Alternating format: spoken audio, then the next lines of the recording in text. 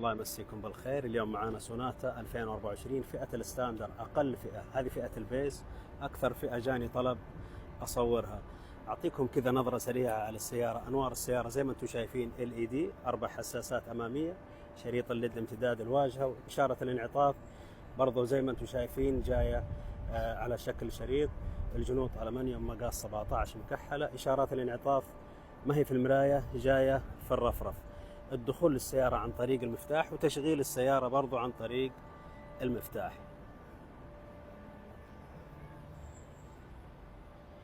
وهذه خلفية السيارة، الأنوار LED، وعندنا 4 حساسات خلفية وكاميرا رؤية خلفية.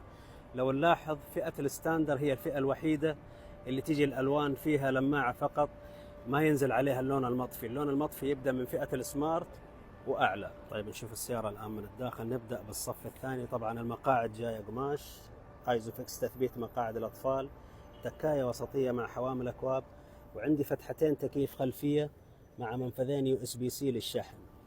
نشوف السيارة الآن من جهة السائق. طبعا القزاز كهرباء، السائق أوتو طلوع ونزول، سنتر لوك في باب السائق وفي باب الراكب. التحكم في المقاعد الأمامية جاي يدوي. وهذه السيارة من الداخل. طبعا شاشة الترفيه 12.3 إنش تدعم الأبل كار بلاي، والعداد برضو جاي شاشة. المكيف جاي مناخ واحد للسائق والراكب، التحكم فيه يدوي. عندنا في الأسفل منفذ USB للشحن، وUSB لتوصيل الجوال وبرضو للشحن.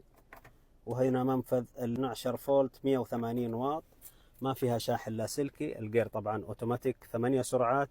عندنا 2 حوامل أكواب، بريك الكتروني، اوتو هولد، وتشغيل كاميرا الرؤية الخلفية واللي وضوحها ما شاء الله ممتاز.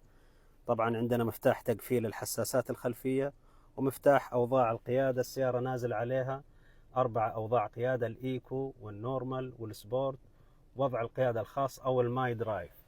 طيب نجي للدركسون. الدركسون ما هو ملبس جلد. عندنا طبعا في اليمين الأوامر الصوتية والمود والرد على المكالمات وزر التفضيل. وفي اليسار طبعا مثبت السرعة والتحكم في شاشة العداد. هذه السيارة بشكل سريع من الداخل. طبعا المراية جاي التعتيم فيها يدوي، والإضاءة الداخلية هالوجين. وهذا محرك السيارة 2500 GDI بقوة 194 حصان. الجير اوتوماتيك 8 سرعات. معدل استهلاك البنزين 16.6 كيلو لكل لتر بنزين 91. وهذا مفتاح السيارة، فتح إغلاق وفتح الشنطة، وطبعا تشغيل السيارة عن طريق المفتاح. طيب باختصار أبرز الفروقات بين فئة الستاندر اللي هي البيس وفئة السمارت. أول شيء الجنوط هنا 17 وهنا 18. من الخارج دخول ذكي وتشغيل ذكي في فئة السمارت، وفئة الستاندر الدخول والتشغيل عن طريق المفتاح. برضو عندنا الدركسون هنا عادي، وفي السمارت جاي ملبس جلد. والميزة الأبرز السمارت تبدأ فيها الألوان المطفية، هنا لا، الألوان اللماعة. برضو عندنا فئة السمارت تيجي فتحة سقف بانورامية وشاحن لاسلكي.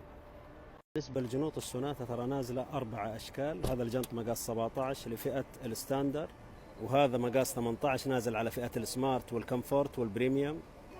وعندنا الجنط هذا مقاس 19 على فئة الانلاين.